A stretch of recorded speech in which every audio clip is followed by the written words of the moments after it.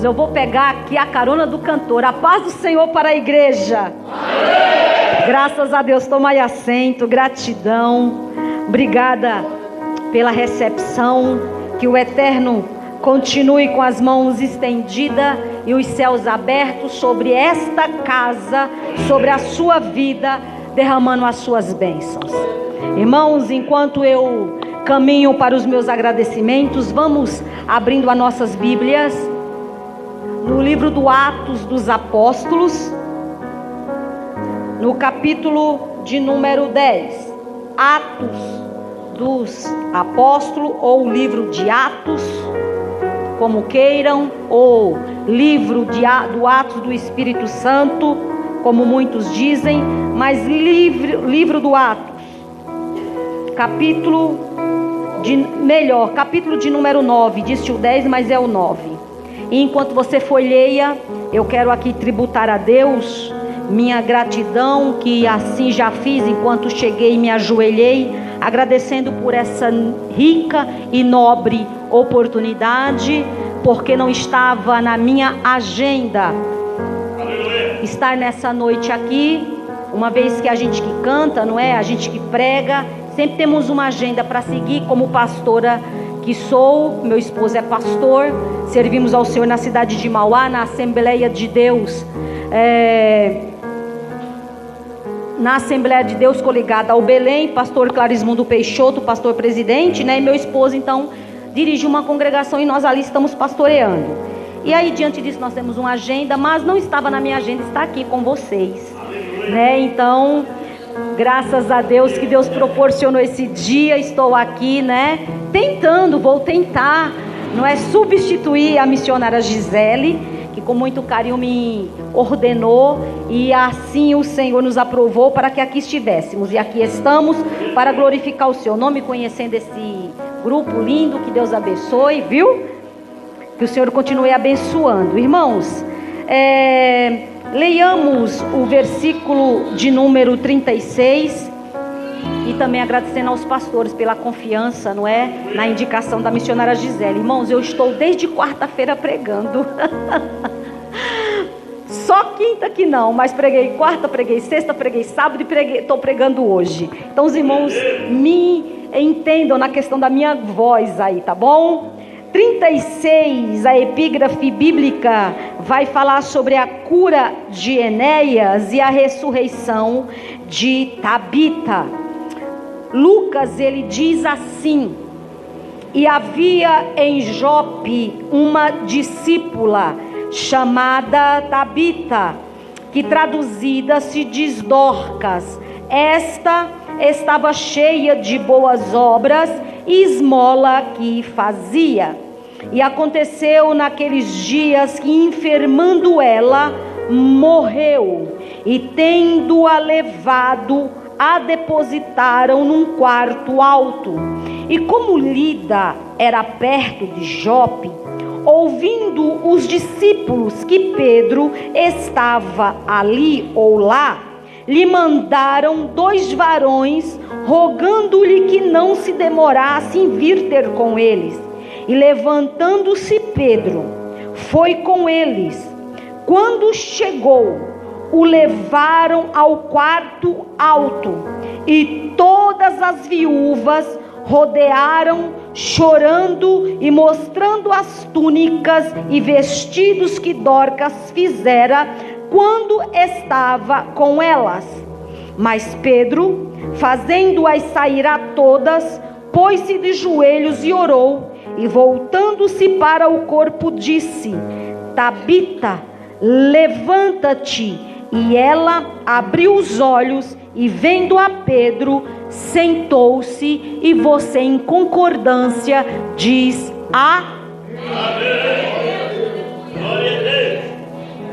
graças a Deus por esta palavra nesta noite. Quando foi me entregue o texto acerca da pessoa de Jairo, muito interessante, todo o contexto, e toda a igreja aqui sabe, se não todos, acredito que na sua maioria.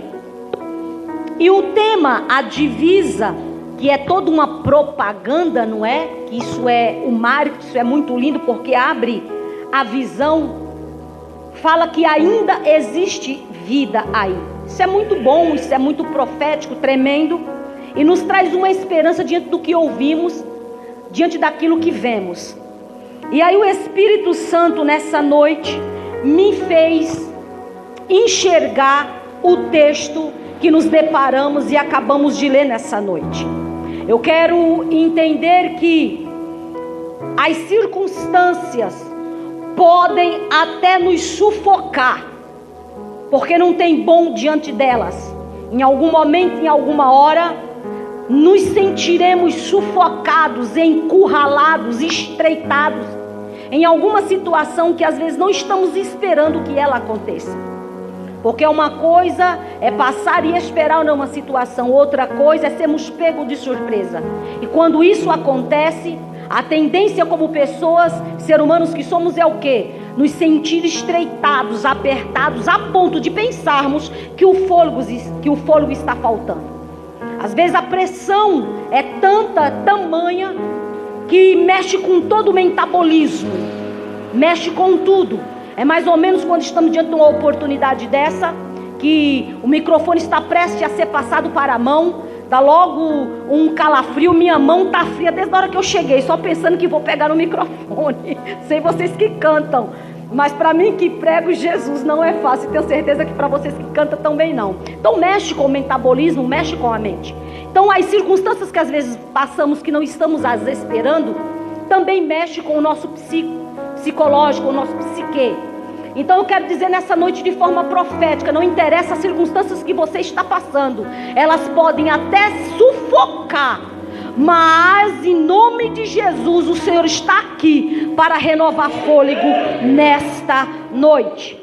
Então tudo bem se você não estiver bem. A pastora disse que são 3 dias de festividade. Sexta estava cheio, que não cabia. Da mesma coisa ontem, hoje já estamos num número mais confortável, que se adequa à casa a todos. Mas eu tenho certeza que ainda assim, nesses períodos de festa que estão sendo feitos, ainda assim, às vezes, por alguma razão, parece que não nos encaixamos, não nos encontramos, porque a festa ela está sendo feita, ela está em curso, mas diante de algumas coisas que vivenciamos, às vezes a alegria ainda não foi plena, a alegria não foi repleta, ainda não conseguimos sentir de forma extraordinária e vívida esta alegria que ela é para todos na casa. Entendendo essa verdade, estamos diante de um texto nessa noite muito conhecido, eu acredito que se não for de todos, pelo menos da maioria. Falando sobre a história de Dorca, a história desta mulher, desta discípula. E quando eu meditava acerca desse texto, esse texto mexe comigo, porque perceba que Lucas, ele não vai ser muito detalhista enquanto ele escreve e ele narra a história de Dorca. Lucas, ele não tem esta preocupação de fazer um textão, ele não tem preocupação de entrar de forma profunda na história de Dorca. Mas as informações poucas que ele aqui deixa, elas são muito profundas diante da observação que fazemos. Porque não basta só ler uma história de forma rápida, é preciso ler e avaliar naquilo que ela quer nos passar, no recado que ela quer deixar. Perceba que Lucas, ele não dá a essa história muitos versículos, como ele também não vai dar para uma história anterior que está atrelada à história de Dorca, que é a história de Enéas. Mas a profundidade com que ele narra, com que ele fala, com que ele escreve, com que ele está dizendo aqui sobre Dorca e sobre Enéas, é profunda. Então eu vou entender, e já que abrindo para o nosso entendimento, que o valor de uma história não está no tanto de página que ela ocupa de um livro. Porque há quem diga que as mais belas histórias estão em livros pequenos, assim como os melhores perfumes em frascos menores. Então eu vou entender que o poder, o conteúdo, a profundidade, a eficácia para um aprendizado na vida não está num tanto de página que uma história ocupa, ou num tanto de tempo que uma história precisa ser ouvida, mas no poder que ela tem para aplicar nas lições eficazes que ela vai ser aplicada.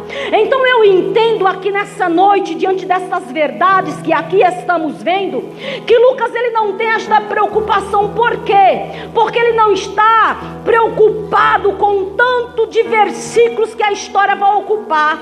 Mas isso não significa dizer que com isso ele está tirando a relevância, com isso ele está tirando a importância da história aqui contida. Pelo contrário, é poucas as informações, mas para um bom entendido e observador, ela é profunda e extraordinária. Por quê? Perceba que Lucas, a princípio, ele vai dar nas entrelinhas umas informações interessantes. E ele começa dizendo assim: havia em Jope uma discípula chamada Tabita. Isso aqui é interessante, eu preciso parar aqui. Por quê? A princípio ele está dizendo que havia em Jope uma discípula, ok. Mas eu quero parar na informação que ele dá antes da palavra discípula. Ele está dizendo sobre a origem desta moça, ou desta mulher. Ele está falando que ela era habitante da cidade de Jope, que ela morava em Jope, ela tinha um endereço, ela tinha uma localidade. Ela era uma pessoa conhecida na sua vizinhança, no seu vilarejo, aonde ela residia, aonde ela morava. E enquanto lemos isso aqui, parece passar despercebido e batido. Mas eu preciso parar aqui quando o Espírito Santo me chama a atenção e me prende aqui. Por quê? Tem algumas coisas que acontecem enquanto estamos em alguns lugares, que por mais que queiramos evitar, parece que algumas coisas são como gatilhos acionados. São como os gatilhos que despertam alguma coisa em nós. Sim ou não?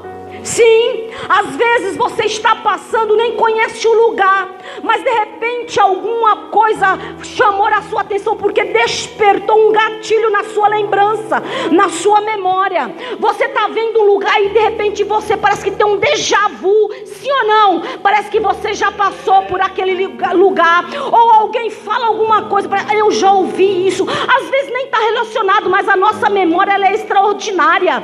Ela parece que fica lá com alguma coisinha acoplada, né, num PhD lá, para poder de repente lembrar, falar. Parece que está formatando alguma coisa. Então aqui quando eu paro nessa informação de Lucas, e ele fala que ela era de Jope, isso aqui desperta um gatilho na minha memória. E qual é o gatilho que desperta? Enquanto eu estou aqui nessa introdutória, alguém já foi despertado sobre o que eu quero aqui concluir, que essa cidade, ela vai te lembrar sobre quem? Sobre uma pessoa por nome Jonas. E quando nós falamos de Jonas, o que vem à nossa mente? Vem à nossa mente que é Jonas aquele a quem Deus manda ele ir para para Tarsus. E ele vai para onde? Ele quer ir para Jope. Deus manda ele ir levar a palavra, e ele quer retroceder, ele quer recuar, ele quer voltar, ele não quer insistir, ele não quer ir à frente. Isso aqui é interessante, porque quando vemos essa atitude de Jonas, a gente fala: Jonas é fujão, Jonas é descompromissado, Jonas é alguém que Deus não pode contar. Não, isso é um ledo engano, porque quando nós olhamos para Jonas, primeiro ponto, Jonas é humano. Primeiro ponto que a gente enxerga em Jonas é olhar para Jonas e olhar para nós, porque às vezes julgar o Jonas que está na nossa frente é muito fácil. O difícil é olhar para o Jonas que somos nós e se colocar no mesmo patamar, na mesma situação. É mais ou menos aquela história: quando o sapato aperta o meu calo, dói, mas quando é o calo do meu vizinho, eu não estou nem aí, não estou sentindo a dor, mas eu só vou saber o tamanho do número do sapato quando eu coloco e ando ando um pouquinho e vejo o calo que ele faz atrás, me dizendo que eu não posso continuar muito porque eu não vou aguentar o sapato. Ou eu continuo andando sem o sapato, ou eu paro com o sapato. Então, como eu preciso chegar com sapato ou sem sapato, eu tenho que continuar. Entendendo essa verdade, o texto vai dizer que Jonas, ele era da onde? De Jope. Só que Jonas é o que retrocede, é o que volta, é o que abandona. E quem olha até julga Jonas, mas eu não julgo porque eu entendo Jonas. E o que a senhora quer dizer, pastor? Eu vou dizer, vou explicar. E diante do que já estou explicando, Jonas é aquela pessoa que ele tem dentro do coração um sentimento de revolta, um sentimento legítimo, até é forte a palavra revolta, mas é um sentimento legítimo. É um sentimento de alguém que foi magoado. É um sentimento de alguém que causou-lhe um dano psicológico, causou-lhe um dano no coração.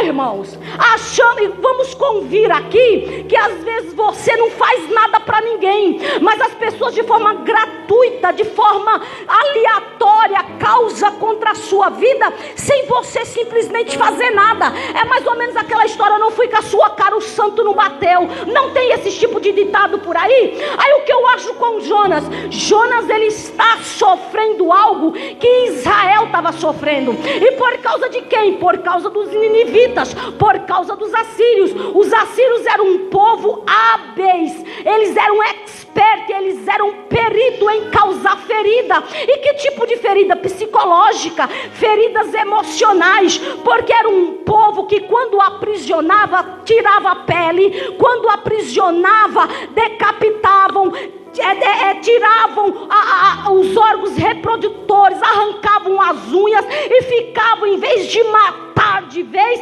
ficavam tirando pedacinho. E tem situações nas nossas vidas que, se elas viessem e passassem de vez, era uma dor só, você já sentiu o impacto e já se recuperaria. Mas tem situações, vem comigo e observe, que parece que elas tendem, por algumas pessoas, a ficarem machucando naquele ponto, ferindo sem dó e sem piedade, pouco a pouco. É como palavras ditas hoje, mas esquecidas amanhã. Depois da manhã elas são novamente faladas e o gatilho vai ser acionado.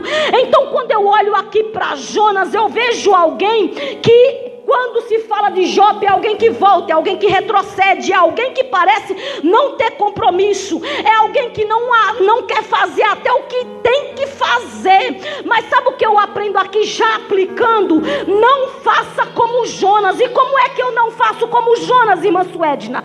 Não erre, porque estão errando com você.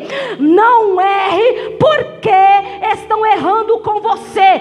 Ou seja, Jonas, ele vai entender que não é porque alguém do lado não tem o que ele tem, que ele vai virar as costas, que ele vai negar. Não, Jonas vai entender que quando se fala de reino, não é pelo que eu sinto. Não, porque sentir, eu sinto uma coisa hoje, eu sinto uma coisa amanhã, e amanhã eu posso não estar mais sentindo, porque sentir é efêmero, é volúvel, e é algo que está sempre em transição. Muda hoje, muda amanhã, muda depois da manhã. É um monte de sentimentos que está sempre mexendo. Então Jonas vai aprender que reino não é sobre o que se sente, mas é sobre o que se sabe. A Bíblia vai dizer que se alguém bate na tua face, oferece a outra. Isso é esquisito, é estranho, mas é Bíblia, é reino, é palavra, é a Bíblia que fala. Eu não posso contradizer o que Jesus vai ensinar. Então Bíblia, palavra, pregação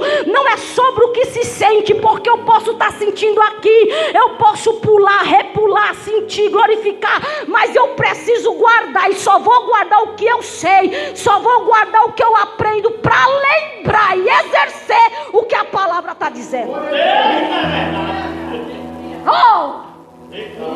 Não tem outro meio, não tem outro método. Então eu vou entender e Jonas vai me ensinar que reino não é sobre o que se sente, mas reino é sobre o que se sabe. A palavra dessa verdade é igual fé.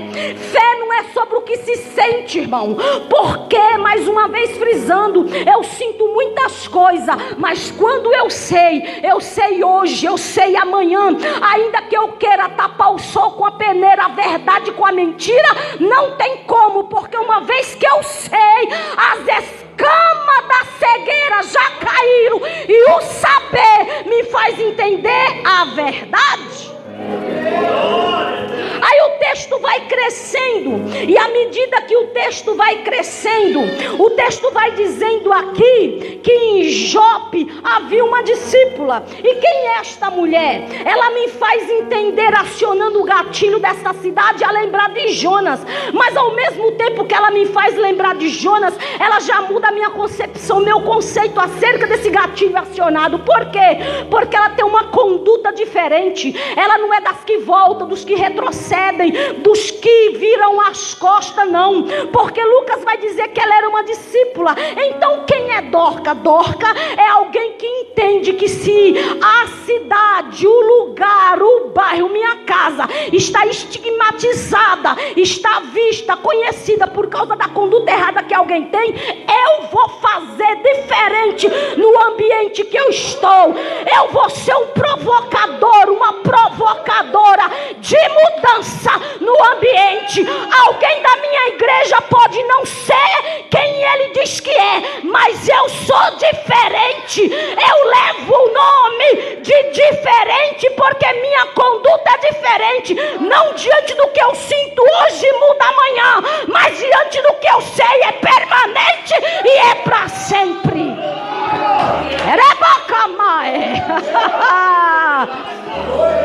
O reino não se resume a poucos Jonas, mas a muitas Dorcas. Eu vou dizer de novo: o reino não se resume a poucos Jonatas, a Jonas, mas a muitas Dorcas. Aleluia. O reino de Deus é extraordinário e maravilhoso. Aí quando eu olho para esta palavra de Lucas, que Dorcas é uma provocadora de mudança, no ambiente que ela está, ela muda o rótulo, ela muda o estigma, ela muda a palavra, ela muda a visão. Porque pode até estar falando, mas por causa de mim que estou no ambiente, vão ter que falar diferente. A música vai ter que ser outra. Em Israel tinha até uma Miriam que falava mal de Moisés, mas no arraial tinha um Moisés que não falava de Miriam. Pode até falar de um Pedro que cortou a orelha do Malco, mas aonde tem alguém com a orelha cortada por causa de um Pedro, tem Jesus que fez a diferença. Então eu não vou errar, porque estão errando comigo. Oh, aleluia! Louvado é o nome de Jesus. Aí Lucas, ele vai dizer que havia em Jope uma discípula que chamava Tabita, e essa estava cheia de boas obras e esmola que fazia. Isso aqui é interessante, porque ele divide a expressão em obra e em esmola. Então ele divide isso aqui, dá a entender que é uma coisa só quando você passa despercebido. Porque para quem precisa, esmola e obra, na concepção de quem precisa parece ser a mesma coisa, mas na visão de quem dá precisa ser diferente. Porque obra aqui, quando eu levo para o entendimento, eu estou falando daquilo que eu tenho um tempo hábil para fazer. Eu estou falando daquilo que é tangível ao olho. Eu estou falando daquilo que é palpável. Quando eu falo de obra aqui, eu estou falando daquilo que eu posso, como uma cesta básica, para que vocês entendam o meu raciocínio, coloco numa despensa, deixo numa secretaria, numa assistente social para depois dar. Então há um tempo diante da necessidade de quem tem, precisa, da minha que preciso dar. Mas quando se fala fala de esmola, meu irmão, não é para ontem, é para agora. Esmola não é para ontem, é para hoje. Quando eu falo de esmola, não tenho como me preparar diante da urgência de quem se interpela no meu caminho. Exemplo, eu estou andando com o meu carro, ainda não andei a pé, estou da minha casa no trânsito, dentro do meu veículo. Só que quem precisa, ele rompe as barreiras das dificuldades. Quem tem necessidade entende. Eu posso não precisar da obra agora, mas a esmola, quem tem que ser urgente. Tem que ser urgente. Aí o que acontece? De repente eu sou abordada no semáforo, no meu vidro do carro, até me assusto achando que é um assaltante, pensando, mas de repente vem um menino e ele diz: senhora, tem uma moedinha para me dar? Às vezes a gente não quer dar porque a esmola é pouca, não quer dar porque a esmola só se for de 10, 5, às vezes você tem até uns centavinhos e diz que não. Só que para quem precisa, ele diz: não, 1 centavo, 5 centavos, tá bom, só que você se recusa a dar. Então você entende que esmola é diferente de obra, porque na necessidade de quem precisa, o pouco que para você não é nada, para ele é muito, para ele é muito, para ele é muito. Então nessa noite, o pouco que você tem achando que não é nada, o Deus que você serve diz: dê tudo que você tem, porque do céu vai vir mais. Dê tudo que você tem. Eu não tenho nada, irmã Suedna, até agora eu não dei nenhum glória, mas dê um pouquinho do glória, dê um aleluia, dê a graça, dê o bem-vindo, dê o que Deus tem, porque dele, para ele são todas as coisas.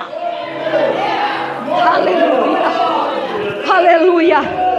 Reino não é sobre tudo que tenho, mas é sobre o nada que eu penso não ter. Eu vou dizer de novo: reino não é sobre tudo que eu tenho, mas é sobre o nada que eu penso não ter. Oh, aleluia. Porque se a gente, Deus, for esperar a gente ter tudo, meu irmão, percebe que a gente sempre está em falta, pensando que não temos alguma coisa. Mas nessa noite, quem chegou aqui achando que não deu tudo, glória a Deus, porque se está faltando, Deus vai preencher. Deus vai preencher. Deus vai preencher. Oh, aleluia. Só cabe mais um pouquinho aonde tem algum espaço. Se transbordou, meu irmão, já não cabe mais nada. Mas se tem alguma coisa para dentro, Jesus vai completar, vai completar, vai completar. Aí o texto vai dizer que havia em Jope uma discípula que dava esmola, e essa tinha muitas obras. E o 37 então vai dizer: e aconteceu o quê? Naqueles dias, vírgula, enfermando, ela morreu. Isso aqui é profundo, porque o texto fala que ainda tem vida aí. O tema fala que ainda tem vida aí. Só que temos uma problemática aqui, porque o texto está nos informando que alguém que tinha endereço, que alguém que tinha uma cidade, que alguém que tinha uma residência, que alguém que dava esmola, que alguém que tinha obra, que alguém que era respeitada, que alguém que era solicitada, que alguém que era conhecida, de repente enferma. E o problema aqui não está em ser e estar enfermo, porque todos nós aqui estamos condicionados, enquanto seres humanos, a enfermar. Enquanto eu estava na minha introdução, disse para vocês que veio em sequência de mensagens e que estou com a garganta meio aqui comprometida. Isso já é um pouco da gripe, a garganta arranhando. Então aqui o problema não é enfermar, todo mundo aqui enferma. Então alguém pode me perguntar, enquanto eu estou aqui dizendo, e qual é a problemática então, irmã Sueli? Na problemática está nas frases seguintes: e aconteceu naqueles dias. E que dias que era esse? Os dias de obra feita, os dias de realizações, os dias de alguém que cantava, que pregava, que era solícito na igreja. Alguém que a igreja, se não tivesse ele ou ela, não andava. Alguém que na igreja trabalhava nos bastidores para fazer o corpo ter movimento. E quem é? O que está acontecendo aqui? Que naqueles dias de plena atividade, alguma coisa saiu da normalidade do ambiente. O que é que aconteceu, irmã Suedna? Ela enfermou. Ok, beleza, enfermou. Todo mundo enferma. Mas a problemática aqui não é só enfermar. A problemática aqui é as consequências consequências que esta enfermidade está causando, que o fator resultante é.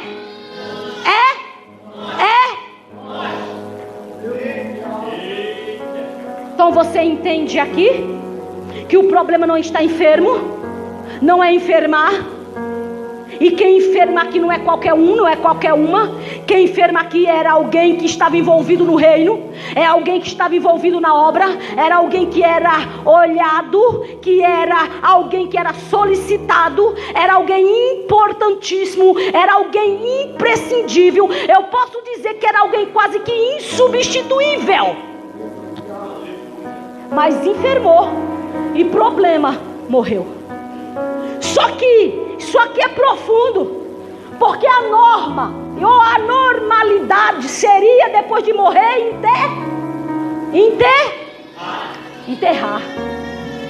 Só que não vai haver enterro. Alguém até foi lá consultar se a tumba estava aberta.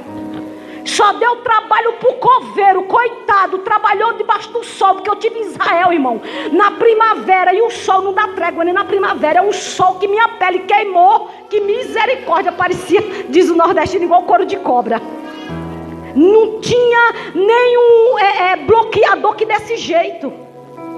E o que é interessante é que ela morre, mas quando ela morre, o normal aqui é levar para ser sepultada. Mas entenda uma verdade, o texto vai dizer que ela morreu, e o que Lucas informa é que tendo-a pegado, Ferreira de Almeida não diz isso, mas outras versões diz que tendo-a pegado, a levaram para cima e colocaram no quarto alto. Isso aqui é tremendo, sabe por quê?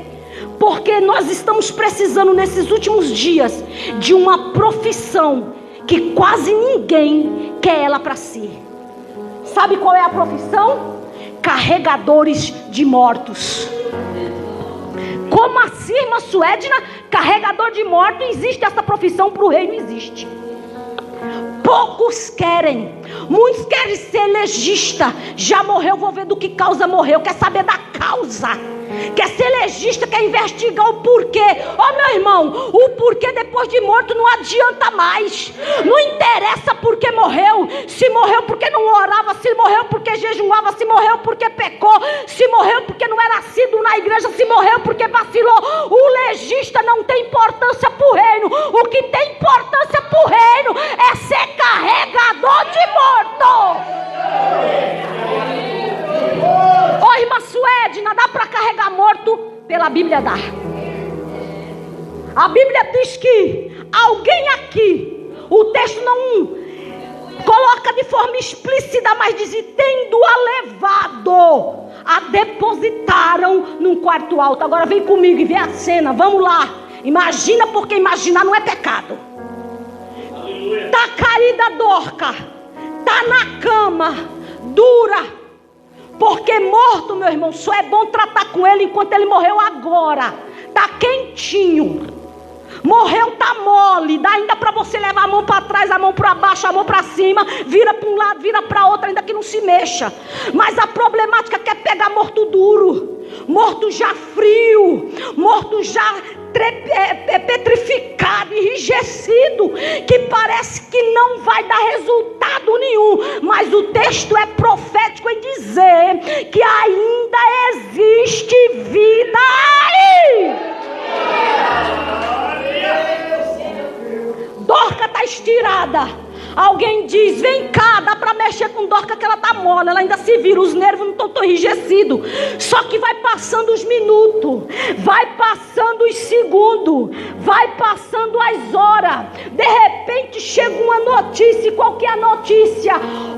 Irmã Maria, Pedro está bem aí. Aí aonde? Lá em Lida. Não acredito, Pedro está em Lida. Então manda alguém chamar Pedro.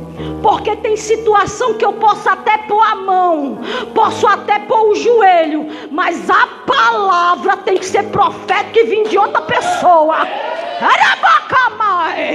No joelho você resolve, na mão você resolve, pegando, mas deixa que tem uma palavra de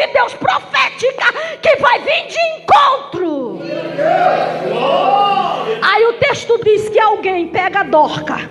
Vem comigo, irmão, pega aqui. Vamos ver, dizer que isso aqui é Dorca. Pega a Dorca, então tem que pôr a mão aonde? Tem que pôr a mão aonde? Oh, Jesus, pôr a mão embaixo.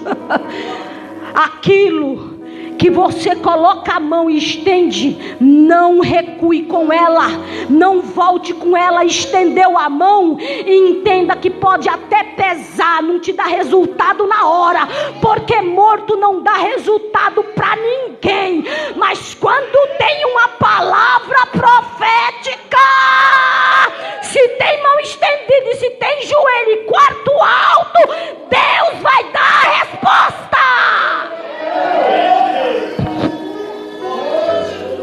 O que faz morto levantar não é só a tua mão que apara e o joelho que se dobra, mas é por meio da palavra.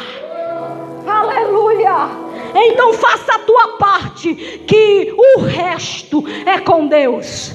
E a Bíblia diz então que Dorca é levado para cima. E detalhe, meu irmão, Dorca que vai ser levada para cima tem joelho dobrado, porque esse andar de cima, eu estive em Israel, e sabe o que eu aprendi em Israel? Sobre casas de primeiros andares, se retrata a pessoas de posse. Casas no... Alguém já foi para Israel aqui? Está perdendo uma grande viagem. E eu estive na casa da sogra de Pedro, lá em Cafarnaum, e numa vila. E aí o guia explicando para nós que todas aquelas casas térreas, baixas, eram casas de pessoas pobres.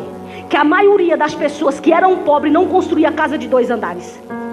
Casa de 2 andares, detalhe, embaixo era lugar de ficar para comer, em cima era lugar da sala, da recepção, do lugar dos convidados. Só que aqui é interessante porque está dizendo que o quarto é em cima. Então essa casa ela era bem maior do que as naturais, as normais do tempo. Aí eu não sei de quem era essa casa, mas que era de alguém que tinha um poder aquisitivo, era. Então o que é interessante nesse texto é que ela vai ser levada para o quarto em cima e não embaixo, porque embaixo está cheio de curioso, e embaixo o acesso é livre, qualquer um entra. Mas entrar para não resolver, que não entre. Entrar para só ficar olhando, palpitando, que fique de fora. Porque tem pessoa que ele pega a tua Dorca morta e desenterra, porque está no andar de baixo. É por isso que Deus diz: e pegaram Dorca e levaram para cima, porque em cima não é acesso para todo mundo, é para poucos. Não é acesso para todo mundo, só para os íntimos. Então essa casa aqui era de alguém que tinha poder aquisitivo. E detalhe, a casa tinha muita gente, mas o acesso era para poucos. Aí o que eu acho interessante é que leva a Dorca para cima, para os olheiros perder o contato. Leva a Dorca para cima para quê? Para proteger a exposição de Dorca. Por quê, pastora? Porque Dorcas aqui está morta e agora vai ser exposta. Como ela vai ser exposta? O texto vai dizer que no andar de cima vão lavar ela. E a pergunta que não quer calar, e pense aí com você, é que se lava quem está morto, vestido ou pelado? Vestido ou nu? Nu. Então significa dizer que ela está com a exposição à vista. Só que quem está vendo a Dorcas nua não é quem vai falar de Dorca, não é quem vai defamar Dorca, não é quem vai levar a exposição de Dorca. É alguém que Dorcas ajudou, confiou enquanto viva e entende: eu posso estar morta agora, mas quem está tratando em mim é de confiança. Quem está tratando comigo é alguém de confiança. Então nessa noite entenda, porque Deus coloca você no caminho de algumas Dorcas, é porque a confiança que você adquiriu não é para qualquer uma e qualquer um, é quem não expõe ferida dos outros. Aí ela está sendo lavada. Isso aqui fala de processo de exposição e tratamento. E detalhe, isso aqui é o que na nossa cultura ocidental faz, que lavam os mortos, só que para tirar tudo de dentro e costurar, diferente da judaica que não mexia nos órgãos. Sabe o que é que estão ensinando aqui? Que estava lavando Dorca para que, se caso viesse a apodrecer, Dorcas não infectasse o lugar. Então o que é que estão fazendo com Dorcas? Dorca que estão embalsamando Dorca. Vocês lembram de Marcos 16, capítulo 1? O texto vai dizer que Maria, indo para o sepulcro, Maria leva algumas especiarias. E por que leva especiaria? Para colocar no corpo do morto, porque tinha que cheirar, exalar um cheiro bom.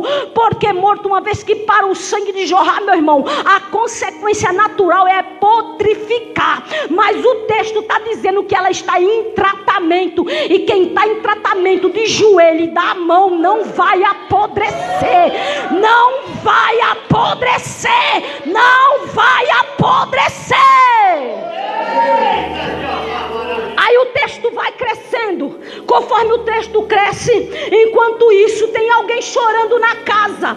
Mas alguém chegou e disse: olha, Pedro está lá em Lida, para de chorar e vai atrás de Pedro. Isso aqui desperta uma verdade na minha vida. E qual é a verdade? Compartilho agora. Ficar chorando, meu irmão, não muda resultado e nem traz Dorcas para a vida. Não, você pode ficar chorando por uma porta de emprego, por um casamento que está com problema, por uma dificuldade que você está vivendo, mas ficar chorando, o casamento vai continuar com problema, a porta vai continuar fechada, as situações vividas não vão mudar. Por quê?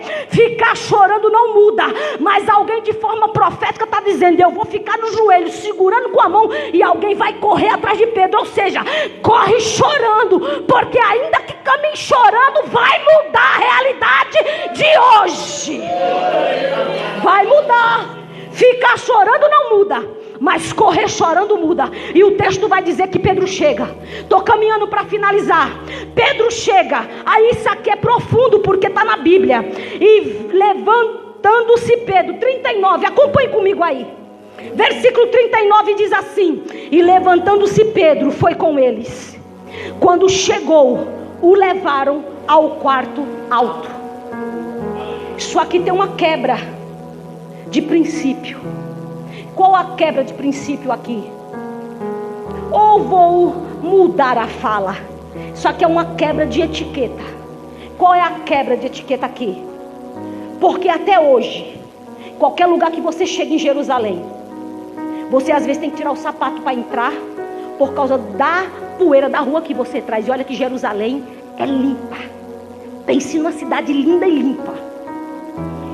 Só que Pedro aqui, o texto está dizendo que ele entra direto, é introduzido direto no quarto alto, irmãos. Isso aqui é tremendo, porque tem assuntos da sala que não pode prender Pedro. Pedro tem urgência de chegar no quarto. Então quem tem urgência de quarto não pode ficar preso em sala de conversinha, não pode ficar preso em sala do achismo de alguém. Às vezes a gente fica tão cheio de Deus e de repente abre o Face, abre o WhatsApp, ou abre o nosso Insta, ou abre o Twitter. De repente tem um hashtag lá endereçado a você, ou às vezes nem a você, e você sai comprando briga de sala. Para de comprar briga de sala, se introduza direto no quarto, porque quem é compromissado com o quarto vai ver milagre. Sabe por que tem muita pessoa que diz que não viu Dorcas ressuscitar, não viu Deus fazer milagre na vida da sua Dorca? É porque está preso na sala. E para esses vai uma palavra de Deus para você dizer para eles: sabe por que você não viu nada na minha vida, meu irmão, ou minha irmã, ou alguém? É porque você está com assunto de sala. Como eu não me prendo à sala, tchau, tô indo pro quarto, tô indo pro quarto, tô indo pro quarto, tô indo pro quarto. Quem tem assunto com Deus em cima não se prende com desocupado embaixo. Vou dizer de novo: quem tem assunto com Deus em cima não se prende com conversinha embaixo. Oh, aleluia! E o texto diz então que levaram ele direto para o quarto, e todas as viúvas rodearam, chorando e mostrando as túnicas que Dorcas fizera. Isso aqui é tremendo, porque quem tem história nada apaga. Quem tem história, nem porque caiu vai ser apagado. Quem tem história não é porque não é mais a potência que era que vai apagar. Para isso existe uma palavra que eu disse logo ao início, chamada memória, ligada a passado. Então se eu como retrovisor olhar para passado, tem gente que às vezes diz assim: eu não sou museu para viver do passado, mas esquece que eu só sou quem sou no presente por causa do meu passado.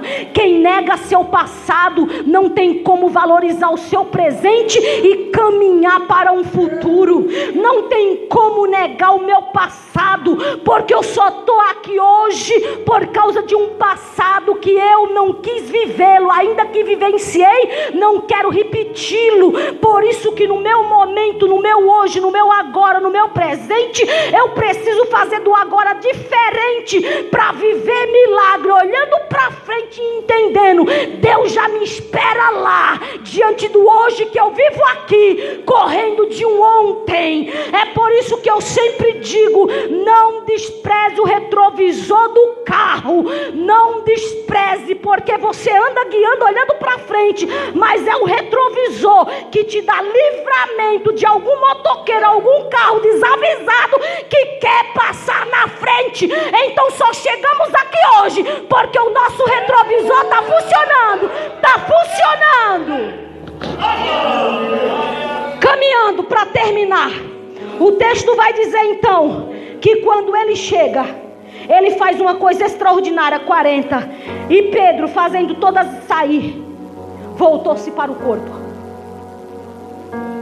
Tem hora, meu irmão, que a gente quer fazer como Jonas, quer virar as costas para quem nos machuca, para quem nos fere, para quem nos magoa. Só que Pedro vai se voltar para o corpo. E detalhe, ele vai fazer exatamente o que Jesus fez na casa de Jairo. O que Jesus fez na casa de Jairo, irmã Suedna? Está no texto, capítulo 5 de Marcos. O texto diz que Jesus vem em curso. Quando chega na porta da casa de Jairo, alguém chega para Jairo, diz: Jairo, não tem mais jeito. Jairo abalado psicologicamente, porque já vem de um tempo de espera. Que ele olha, quando ele saiu, a filha estava viva, meu irmão, era igual Dorca, estava viva. Só que no processo da ida, alguma coisa aconteceu, que a menina piora. Na demora, a piora foi tanta que causou-lhe a morte. Só que é morte para Jairo e morte para quem está do lado. Mas para Jesus diz: fica tranquilo que ela só está dormindo.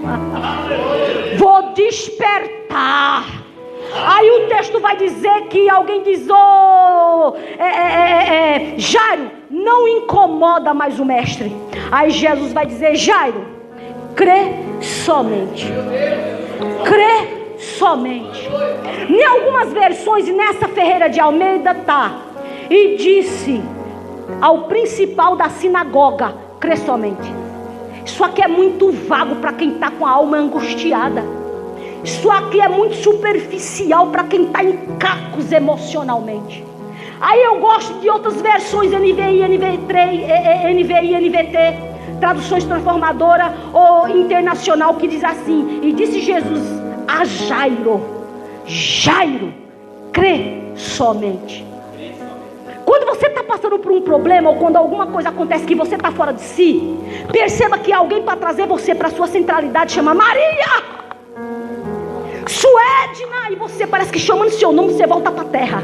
Sim ou não? Sim ou não? Quando alguém desmaia, como é que alguém chama você quando desmaia? Bate no seu rosto e chama seu nome. Não pergunta: você está bem? Não. Suedna, volta. Suedna. Ou então coloca a sua cabeça para baixo e pergunta como é seu nome, e você fala e vai falando, chamando você, porque aí vai chamando a consciência. Vai chamando a consciência, você vai se ambientando. Você vai se ambientando. É o que Jesus está fazendo com Jairo. Jairo, a situação está desesperadora, mas volta, eu estou aqui. O problema não é a situação, é quem está com você na situação. É quem está com você na situação. E Jesus estava com Jairo. E aqui eu encerro. Pedro vai fazer exatamente o que Jesus vai fazer. O que é que Jesus vai fazer? Vai colocar todos para fora. Todos para fora. Quem atrapalha o milagre tem que sair do seu caminho, tem que estar fora da sua rota. Aí Jesus aqui ensinou para Pedro, e o milagre, a receita não muda. A receita é igual a de Jesus. Põe para fora o que pode atrapalhar. O que estava atrapalhando aqui? O chororô, a gritaria, a descrença, o será. Será que vai acontecer? Será que Dorcas vai voltar? Enquanto alguém ficava falando das túnicas, Pedro estava dizendo: para de olhar para o que foi e olha para o que é e vai ser. Aí ele coloca para fora. Colocando para fora, ele vai dizer: Tabita, levanta-te. E ela abriu os olhos e vendo a Pedro, sentou-se. E vendo a Pedro, sentou-se. Aí alguém pode dizer: mas a palavra liberada primeiro não foi levanta, foi. Mas Deus nunca vai exigir mais de você quando Ele sabe que é o momento de você recuperar o que você perdeu. A palavra inicial já é profética, é um levante, não para o momento, mas depois de comer, respirar, fazer o pulmão voltar a se expandir, o fôlego voltar, aí agora ela vai ficar de pé, porque Dorcas é uma mulher extraordinária e inédito, porque nunca aconteceu uma ressurreição até a pessoa de Dorcas. Houve uma mulher sim que morreu, mas não foi ressuscitada. Quem foi? Foi a Safira, morreu, mas não ressuscitou. Mas a Dorcas, ela ressuscitou. Aleluia, vamos ficar de pé. Ela ressuscitou. Então nessa noite, igreja, eu sei que sexta-feira você já ouviu uma palavra, ontem você ouviu uma palavra, e talvez hoje você dentro da expectativa da palavra, mas eu venho da parte de Deus dizer que não importa as circunstâncias que você está vivendo, o que importa é que o Senhor não vai deixar o teu fôlego faltar. Pode até te comprometer, fica um pouquinho devagar, um pouquinho ofegante, mas Deus está falando: não vai morrer, porque ainda existe vida aí. Quem recebe essa palavra? Quem recebe essa palavra? E aqui eu oro, ore comigo, coloque a mão no seu coração e ore junto comigo. Deus, a tua palavra nessa noite foi ministrada, foi pregada, foi proferida, e dentro do poder profético desta palavra, nesta noite, neste dia onde já temos ouvido os louvores proféticos extraordinários, Senhor, eu entendo e acredito que o inferno não tem poder de barrar, de impedir as nossas Dorcas de reviver, de se levantarem, de darem fruto e de que continuem a fazendo aquilo. Os nossos sonhos não morrem, os nossos casamentos não serão naufragados, não haverá sepultura para enterrar aquilo que de forma profética já recebemos do Senhor. Nessa noite eu profetizo sobre a vida do teu povo, da tua igreja, dizendo que não haverá, meu Pai, oh meu Deus, morte, falta de fôlego, obstrução, porque nessa noite tu chega para renovar fôlego, porque ainda existe vida, ainda que para mim eu não esteja vendo nada, mas o Senhor viu em Tabita uma vida, entrou no quarto e ela voltou novamente à vida, introduzida à mesa, e nessa noite nos faz assentar na mesa da vitória, do banquete, por meio da tua palavra. Acreditando nisso, quem dá um amém? Amém. Que Deus abençoe a igreja no nome de Jesus.